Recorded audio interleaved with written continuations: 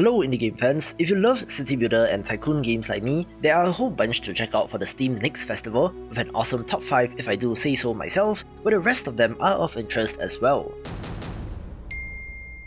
Let's begin with Catizens, a game that has been in development for a little while, and is a colony sim with cat people.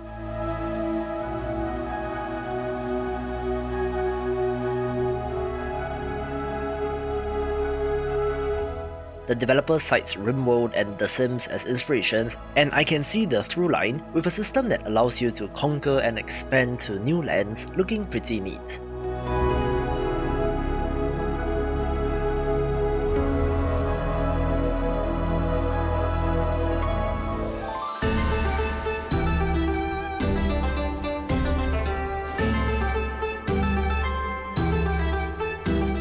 A decent looking Chinese themed title is Chinese Empire, coming to us from Polish developer Yuna, which I wasn't expecting, where it looks neat, but this trailer does show some frame rate issues, so that might need to get sorted out.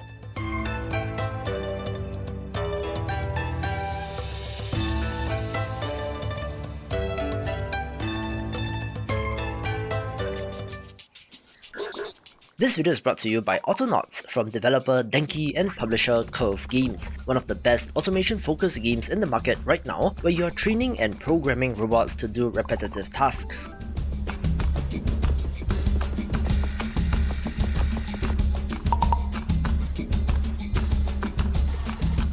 It just got a console release on PS5, PS4, Xbox Series X, Xbox One and Switch, in addition to PC, being on all modern platforms so you can play where you like.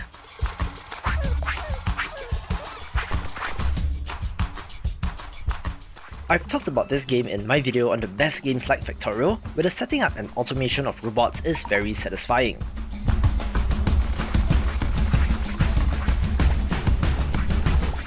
In fact, it does use a programming language named Scratch as the basis for automation, so it is educational as well, with a fantastic low poly look and plenty of content.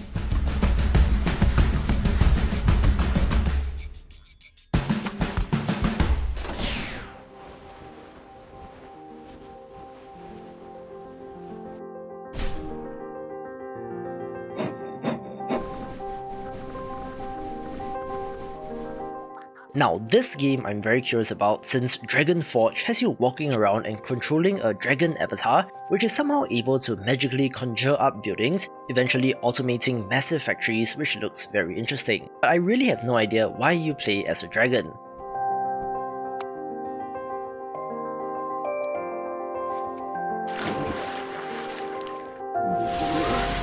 There are action elements with the combat, but the city building appears to be where the main focus is, where the UI elements, especially in the top right, does remind me of some sort of idle game. Help us save our turtle. It means the world to us. I mentioned World Turtles not too long ago, where it is yet another city builder set on the back of a giant creature, which just so happens to be floating through space in this case.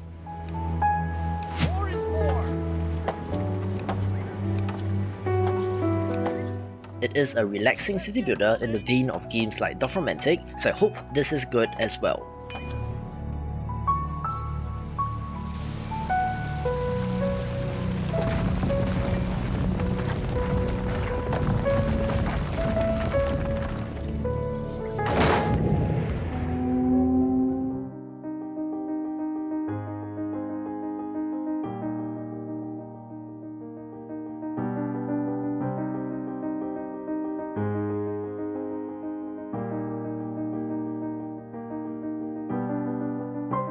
I'm not a train person, but I do know that there are many such people out there, which is why Sweet Transit is of interest, one where you're building out a railway network and the villages and cities around them.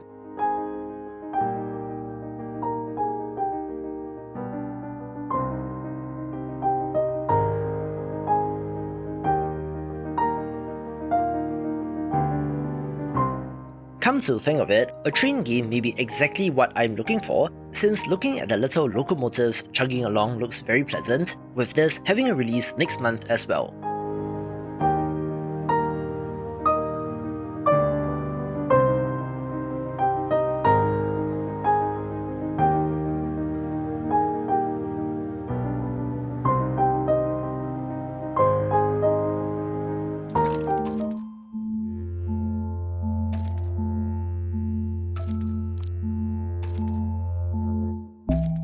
The Block is the next title from the developer of The Ramp, both of which are self-described as interactive toys that look very pleasant, where this has you placing randomly generated buildings on your plot of land in a way similar to Townscaper, looking very chill, but I do wonder how much game there is here.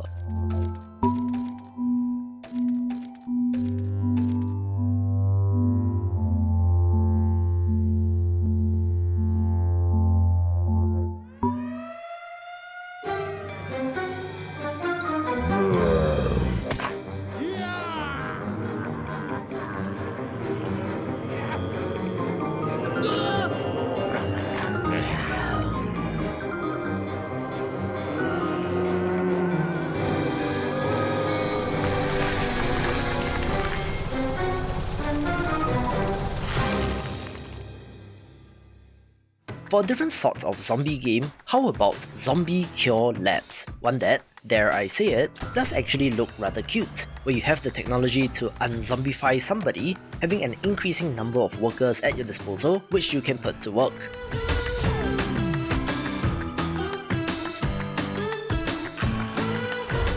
This includes gathering resources, repairing walls and barricades, and building out your facility, all while fending off the oncoming zombie hordes as well, looking pretty good.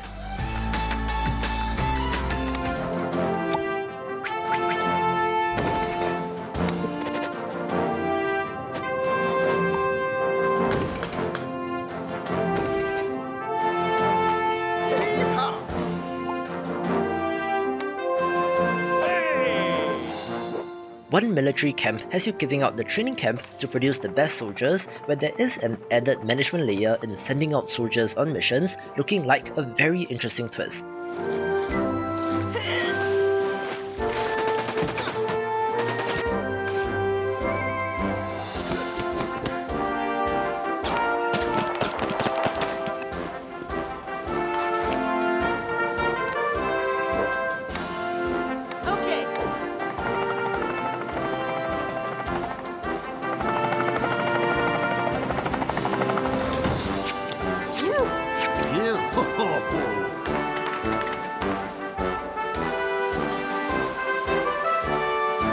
Are you ready to join?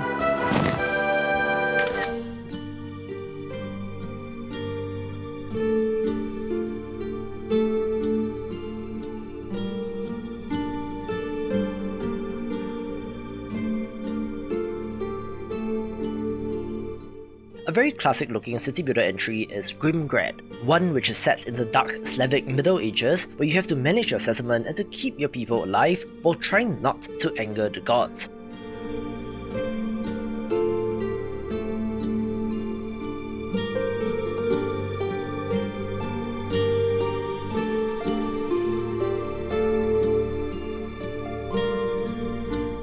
I always have a soft spot for games set in this era, and while I don't think that there are supernatural elements in this, it still looks to be of interest in an almost Banished-like way.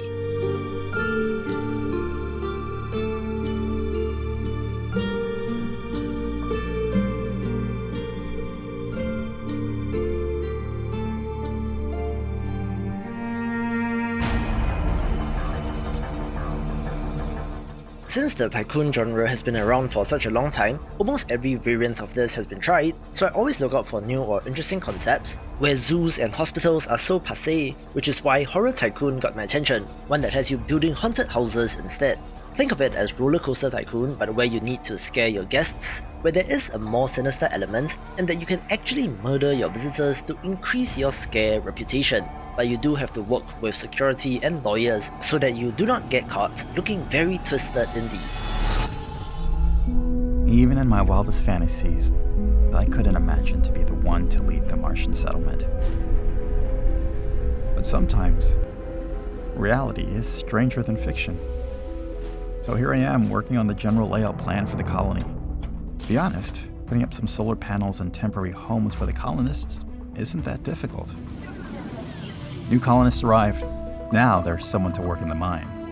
I mean, in our modern factory. But more importantly, with the help of terraforming, we created a lake that we can build greenhouses around.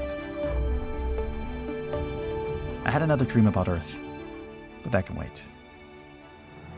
I diversified energy sources by building windmills so we aren't so dependent on light. And with the help of our new terraforming kits, we leveled the soil around the lake and cleared the site for a future residential area.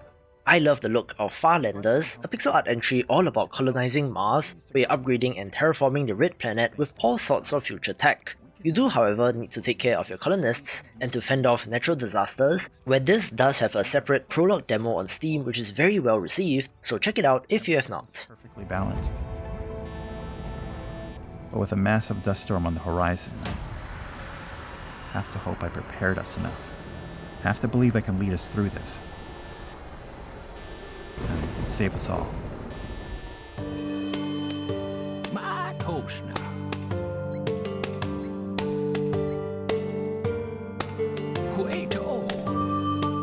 I'm very excited that .h has a new trailer as well, where you literally play as an old man yelling at clouds, using your prophetic knowledge to guide your village.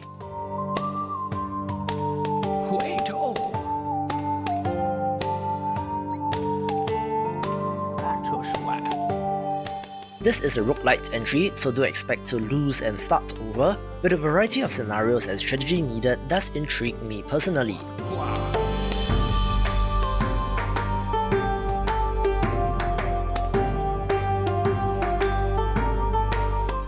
It does remind me of the village building in ActRaiser or Populous, but more constrained of course, with a great pixel art look as well.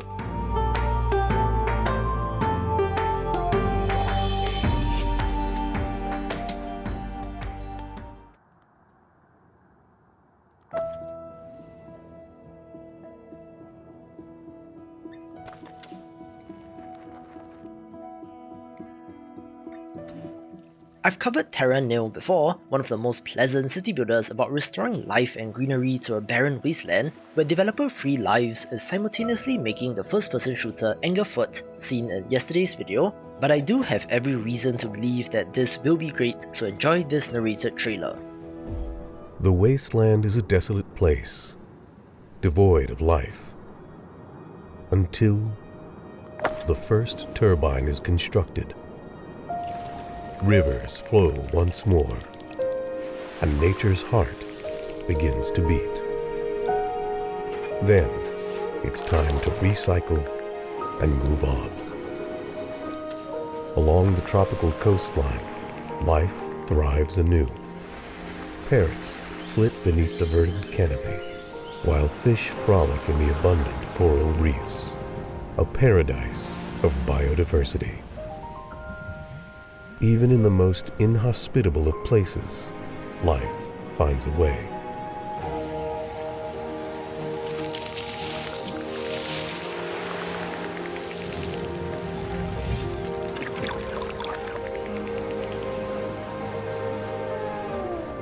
We just need to give it a helping hand. This is Terra Nil.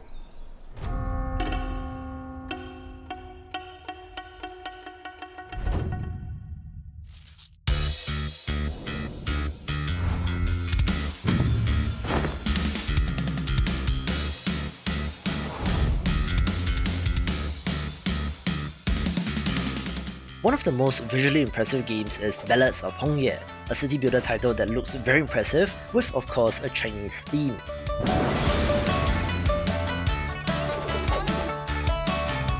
It might not exactly be indie since developer Seasun Games is quite a large setup, but since we don't really get that many of these games these days, it is certainly worth a mention.